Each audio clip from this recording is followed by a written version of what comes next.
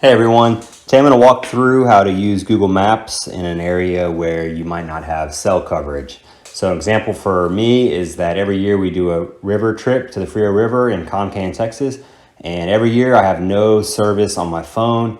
So anytime we're trying to go to a new restaurant or new spot on the river, or just anything that comes up unexpectedly, I can't use Google Maps and it becomes kind of difficult to navigate around the area. So the trick to this is to do it ahead of time, either somewhere you're connected to Wi-Fi or somewhere you do have cell coverage. And what you're gonna do is just open Google Maps, type in the area you wanna go to.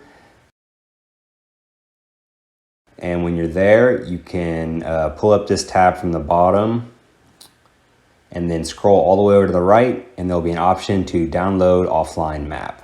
Once you do that, it'll bring up this blue box and you can adjust it as you need it, zoom in or out and move it around to make sure you get the coverage that you need. And once you've got it right where you want it, you'll click download in the bottom right.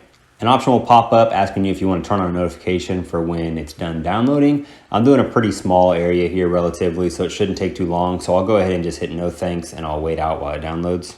Once the download completes, it'll give you some options of deleting the map or updating the map. If you need to do this, you can go through and adjust to your map and do it over again.